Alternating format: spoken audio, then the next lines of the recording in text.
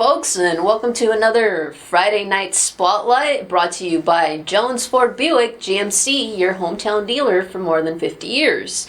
Well, we're in week 2, technically, although some of our bigger schools are barely going to be starting up the season this week. And with that, we are going to get into our game of the week, which is Poston Butte traveling to American Leadership Academy, Queen Creek. And you know, this is going to be a very interesting matchup.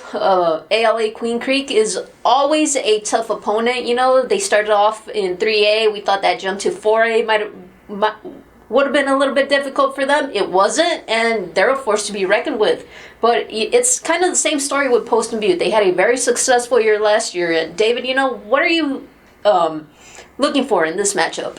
But for me, I think this is a matchup between two very strong performers that were both in the playoff conversation last year. Unfortunately, Poston Butte was kicked out in the play-in round, but then ALA Queen Creek went all the way to the semifinals, and they both had strong performances. Poston Butte went 6-2 and undefeated in league play at 4-0. We had ALA Queen Creek going 7-1. But for me, this is a big matchup between two strong performers, and we're going to have to see who comes out with the edge. For Poston Butte, I think two guys are going to make a big difference around the offensive side of the ball with wide receivers Conor Lopez and Keith Gray. Lopez led the team in both receptions and receiving yards as a sophomore last year, so he's going into his junior year this year, so he still has a lot of time to improve and get better. But he connected for 3 touchdowns for them, and then Gray, on the other hand, had 135 reception yards and on 7 receptions and 3 touchdowns. So these two guys are going to really be the biggest passing weapons that this team has on offense.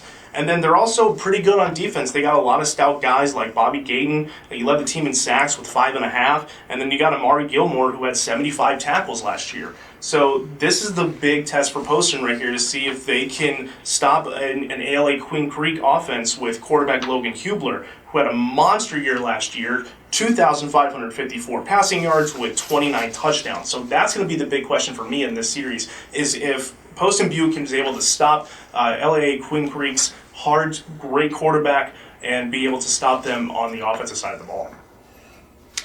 Yeah, David pretty much touched on everything. We do have to mention that Poston Butte lost a really talented running back in Zion Burns, who is now at the University of Nevada. But the guy coming up in Octavius Joe, I believe, is equally as talented as Zion Burns was last year. You know, he didn't get a lot of touches, but he did manage to get 200 yards and 3 touchdowns. So it's going to be interesting to see, you know, if ALA Queen Creek can handle Octavius Joe, who is a phenomenal track star.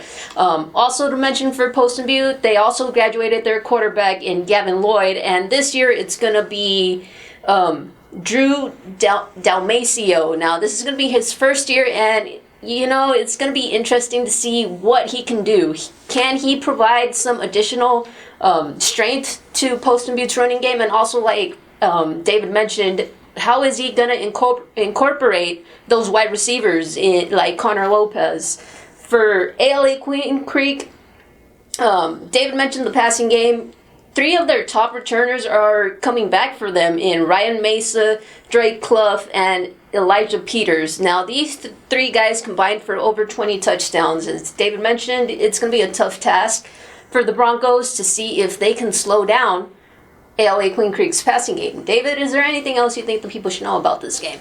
I just think it's going to be a real test to see if the Poston Butte team, this Broncos team, can stop their quarterback play from ALA Queen Creek with Logan Hubler. He's going to be a huge player for them this year, and I think it's just going to be a real matchup between a very strong offense versus a defense that has to improve from last year. They have the ability to improve on defensively for the Broncos. They're just going to have to be able to stop them really well, and if they're able to do that, they could come out with a win.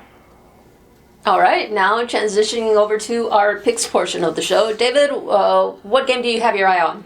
This week I got Casa Grande and Sunny Slope this year. Now, Casa Grande is obviously going to be led by their quarterback, Angel Flores. He's going into his senior year this year. He had a great junior season, passed for over 1,500 yards and 11 touchdown passes. And Flores is one of the most true dual-threat quarterbacks that we have in Arizona. He is a great running quarterback. He rushed for 930 434 yards. That was the most for this Cougars team.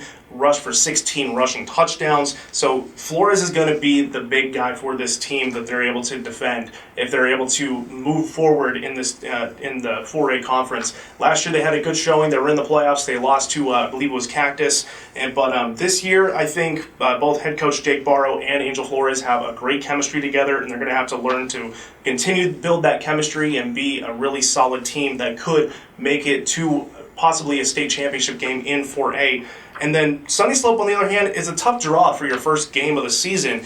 They have over 500 finishes in the last 2 seasons, and they're looking to have a better year this year. So for Casa Grande, it's going to be Jake Silvestre and Andon Eager. They're going to have to build on what they did defensively last year to keep up with a Sunny Slope offense that can prove to be very good in those performances. So I think it's going to be a tough matchup for Casa Grande, but I think they have enough weapons and the progression of Angel Flores to move forward in his senior year to pull out the win in this one.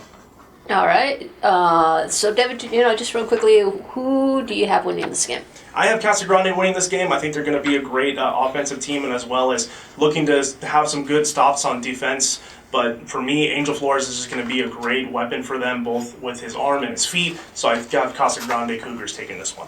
Okay. And my game to watch is going to be Maricopa traveling to Tucson. Now, the part I find very intriguing about this matchup is there's a lot of unknowns. So Maricopa, they had a rough past couple of years. They have a new head coach in Rick Skinner, and so far it seems that this is a very young Maricopa team, mostly made up of juniors and sophomores. They have a very talented wide receiver in junior Caleb Lopez, returning linebacker senior Devin Dryden. And then it looks like Skinner is going to go with a sophomore quarterback in Damian Logan. So, they have a tough schedule this year, facing Scottsdale, Saguaro, CG Union, and a very tough region with Gilbert, Campo Verde, and Notre Dame Prep, and all these other big-name schools. But this is a very good first test for Maricopa because Tucson only played 2 games last year. Now, Pima County had a very strict COVID restrictions last year, and it really limited the schools out there. So with only 2 games under their belt last year, it's pretty much a whole new team for Tucson because they had limited players, and whoever their big playmakers were from the year before that, chances are they're gone now. So it's going to be interesting to see which team comes out on top. A inexperienced Tucson who didn't get a lot of repetitions last year, or this newfound Maricopa Rams team. But you know what? I'm going to take Maricopa in this game. And just to let you folks know, while you're looking at our picks right now, that you see a gap right there by the Santa Cruz game and the Apache Junction game. And that's because David and I are going to be covering those games, and we do not get a pick.